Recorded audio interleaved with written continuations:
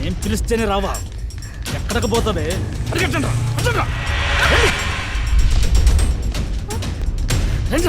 రండ్రా.